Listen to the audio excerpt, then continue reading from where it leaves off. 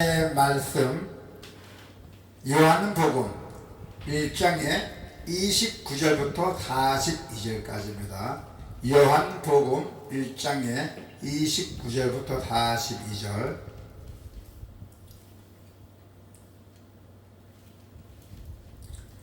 이튿날 요한이 예수께서 자기에게 나오심을 보고 이르되 보라, 세상 죄를 지고 가는 하나님의 어린 양이로다. 내가 전에 말하기를 내 뒤에 오는 사람이 있는데 나보다 앞선 것은 그가 나보다 먼저 계심이라 한 것이 이 사람을 가리킴이라. 나도 그를 알지 못하였으나 내가 와서 물로 세례를 베푸는 것은 그를 이스라엘에 나타내려 함이라 하니라. 요한이 또 증언하여 이르되 내가 봄에 성령이 비둘기같이 하늘로부터 내려와서 그의 이에 머물렀더라. 나도 그를 알지 못하였으나 나를 보내어 물로 세례를 베풀라 하신 그이가 나에게 말씀하시되 성령이 내려서 누구 이에든지 머무는 것을 보거든 그가 곧 성령으로 세례를 베푸는 이인 줄 알라 하셨기에 내가 보고 그가 하나님의 아들심을 증언하였노라 하니라. 또 이튿날 요한이 자기 제자 중 두 사람과 함께 섰다가 예수께서 거느심을 보고 말하되 보라, 하나님의 어린 양이로다. 두 제자가 그의 말씀을 듣고 예수를 따르거늘 예수께서 돌이켜 그 따르는 것을 보시고 물어 이르시되 무엇을 구하느냐. 이르되 랍비여 어디 계시오리까 하니, 랍비는 번역하면 선생이란 뜻입니다. 예수께서 이르시되 와서 보라. 그러므로 그들이 가서 계신 데를 보고 그날 함께 거하니 때가 10시쯤 되었더라.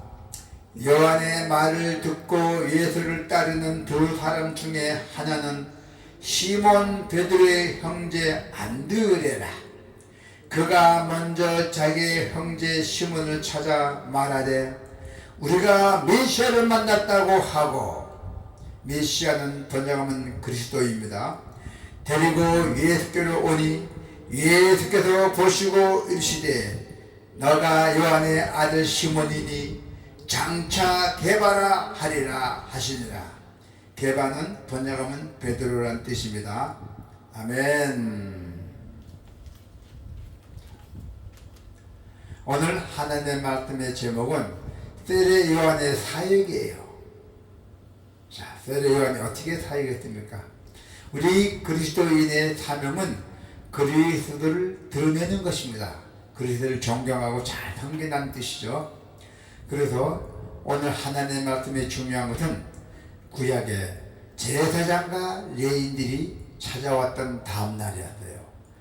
예수님은 요한에게 세례를 받으십니다. 세례 요한은 예수님이 그리스도이심을 알아보고 그분에 대해서 증언하기로 했습니다. 자기 자신을 온전히 낮추고 메시아로 오신 예수님만 세상에 드러내는 그의 사명이 절정에 이른 순간입니다. 과연 그가 예수님을 만난 후 선지자로서 감당한 사역을 과연 어떤 것인지 오늘 하나님의 말씀을 통하여 알아보도록 합시다. 예수님을 증언했어요. 확실하게. 예수님을 만난 세례 요한의 첫 번째 증언입니다. 자, 29절이죠.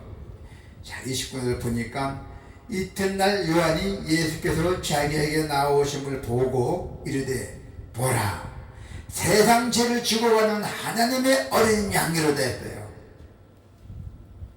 요한은 예수님을 보자마자 딱 수증기, 저분이 세상 죄의 죄를 지고 가는 하나님의 어린 양이라고 선언했어요. 이것은 이스라엘 종교가 하나님 없는 예배를 거듭하였어요. 그래서 지적하는 말씀입니다. 하나님 없는 예배는 소용없습니다.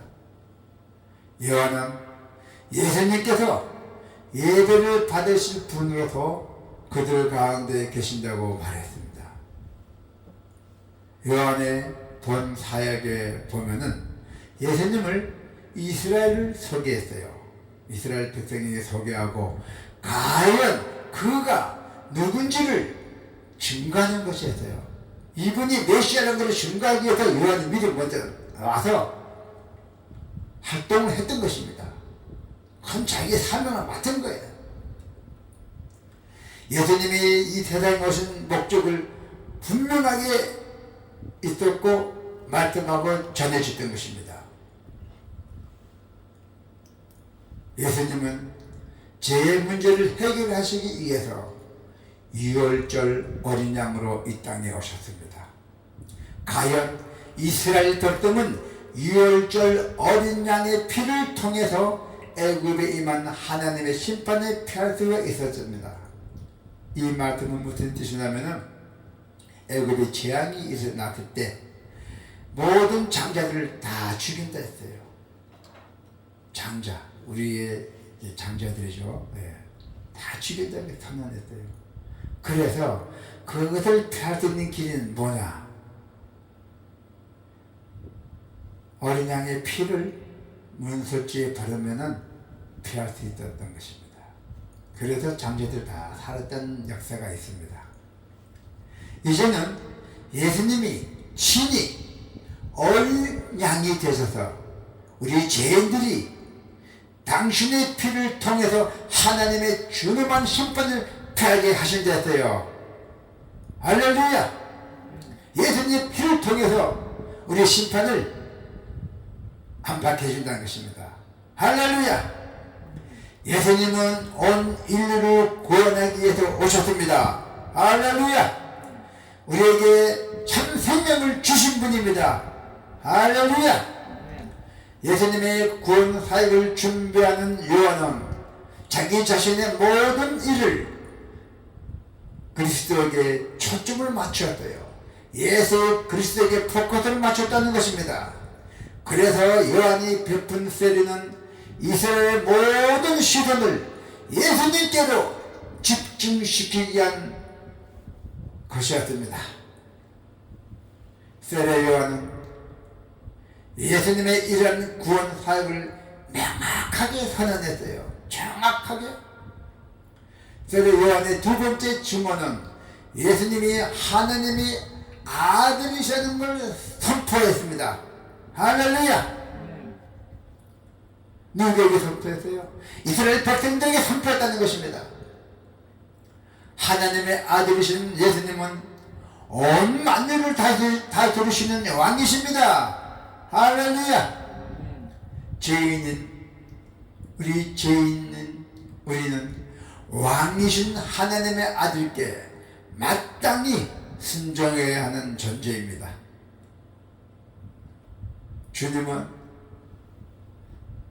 당신을 따르고자 하는 자에게 성령을 보내주셔서 주님의 뜻에 순종하도록 인도하고 있습니다. 여러분들을 잘 인도하고 있습니다. 세례 요한은 예수님을 구세주요 왕이신 예수님께 사람들의 그 모든 관심에 집중되도록 선포를 했던 것입니다. 세례 요한이 예수님이 과연 누구시기에 거기에 대한 분명히 확신이 있었던 것처럼 우리에게도 예수님에 대한 분명한 확신이 있었던 것처럼 우리에게도 예수님에 대한 분명한 확신이 꼭 필요하다는 것입니다. 믿음이 꼭 필요하다는 말씀입니다. 할렐루야! 예수님을 믿는다는 것은 그분의 우리 죄를 담당하시는 어린 양이자 우리의 삶을 주관하시는 왕이라고 인정하시는 것입니다.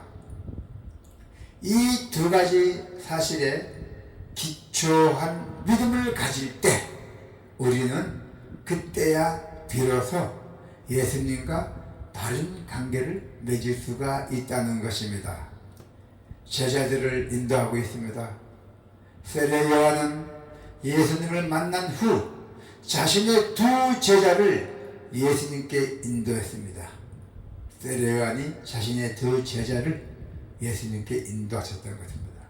그는 자신을 따르는 것이 제자들의 그 진정한 목적이 될 수 없음을 인정했어요. 진정한 목적이 될 수 없다는 것을 인정했다는 것입니다. 그래서 그리스도께서는 인도하는 선지자적 사명을 온전히 감당을 했던 것이에요. 두 제자 중 한 사람은 누구냐면 안드레라는 자신의 형 베드로를 그리스도께 인도하는 아주 중요한 역할을 하게 됐어요.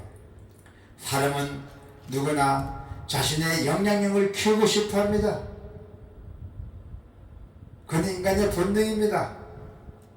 특히 우리가 교회에서 사람들을 돕는 지도자 위치에 있다면, 여러분이 교회에서 높은 직분을 가진 분이 있다면 오늘 잘 감사해서 과연 이 세례 요한이 이 헌신을 기억해야 돼요. 이 세례 요한의 헌신이 자기가 부상을 입어야 되는데 그렇지 않고 자기는 낮추고 예수님을 올려드렸잖아요.